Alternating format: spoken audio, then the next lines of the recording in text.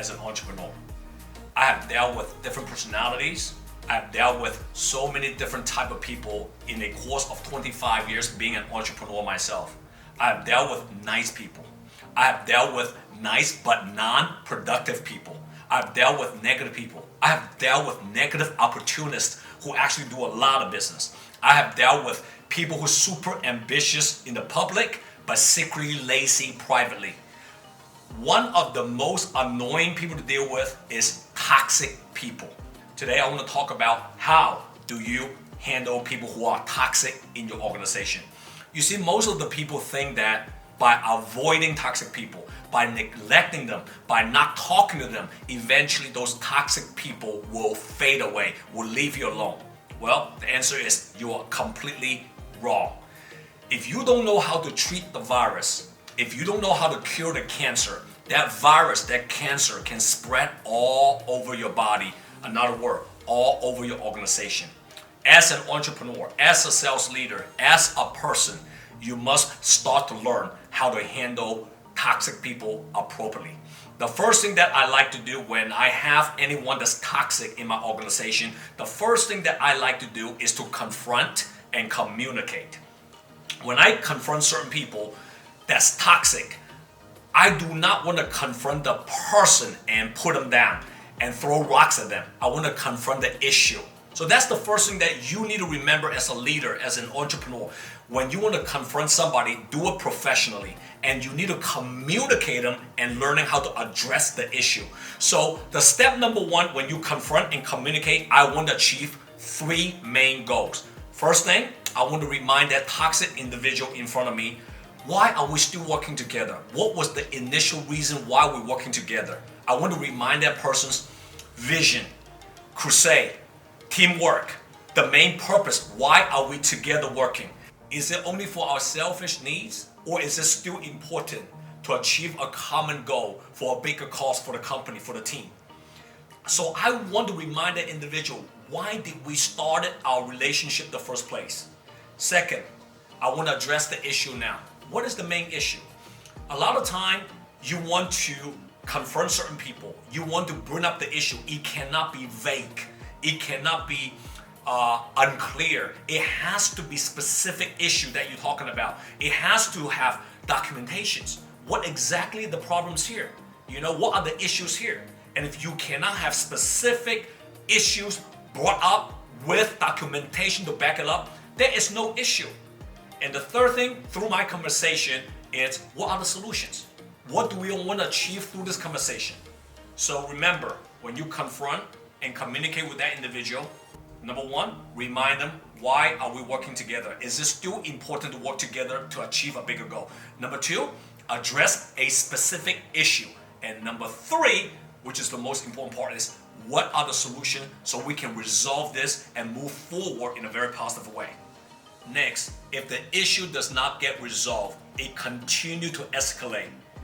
After the confrontation, after the communication with that individual, the issue does not resolve and you know it, you feel about it, even your follow-up, it kept going on, then now the next step is that you as a leader, you as an entrepreneur, you as the boss, you have to practice social distancing now, all right? You have to further the proximity with that person now. And understand, if you're working together in the same office, you gotta be very careful, all right? If you do not have enough positive people on your side, that individual who's toxic will eventually spread the virus among everybody in your office. I have ran many different offices in my career, and I personally have experienced there are negative, toxic people in my organization that spread the virus around, and luckily, I was able to handle those situations quickly. Now, here's the deal. Let me tell you what is the one key to win in this battle. Remember this. If you have one toxic individual inside your organization, inside your office, let's say you have one toxic individual, as long as you have 5 to 10 positive people in your office, you don't have any problem. Because 5 positive people is greater than 1 negative person. If you have 10 excited, inspired leader in your office, you only have 1 toxic and negative 1 in your office, you don't have any problem. You got what I'm saying? The problem rises if you have 5 positive one and 5 negative one. Now you're gonna have a very hard time on running that office.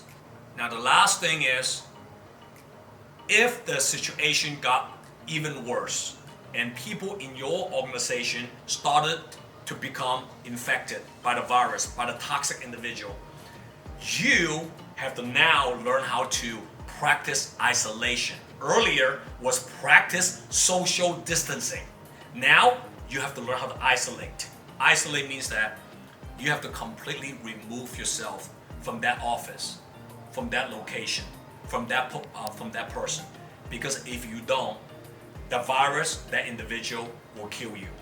So, another word, if you're working with that person together in the same office, if you own the office, hopefully that's the case, then you can politely ask that toxic individual to, look, we have a different value, we have a different culture, it looks like that we cannot continue to work together. You know what? I wish you nothing but the best, but let's move on. You're gonna do whatever you gotta do, and we gotta do whatever we gotta do. You see, isolation. But if you don't own the office, you now have to leave the office. You have to make that decision. You can't just wait around and say, you know what, you gotta leave first. And understand, the longer you delay the isolation part, the more severe the problem, the issue is gonna rise. So learn how to handle toxic people appropriately. Learn how to handle toxic people early on, before the virus spread out. Don't avoid it, don't neglect them, communicate with them, confront them, and making sure that you do it professionally behind the door. Don't blame on anybody. Understand one thing, even you have a early conversation and address the issue, even that individual don't change. And most of the time they don't change, but at least that individual, that toxic individual, knows that now you know the issue. You understand that? It's to make it transparent.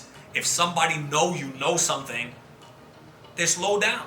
They slow down the virus. They slow down the problem because they know. But if you don't address it early on, they will think you don't know what they know.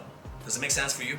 So those are my little tips based on my 25 years of sales experience, running a company, exactly how I dealt with toxic people in my organization. JW here, see you next time. JW here. If you like my content, comment below and download my JW Just Win app. See you next time.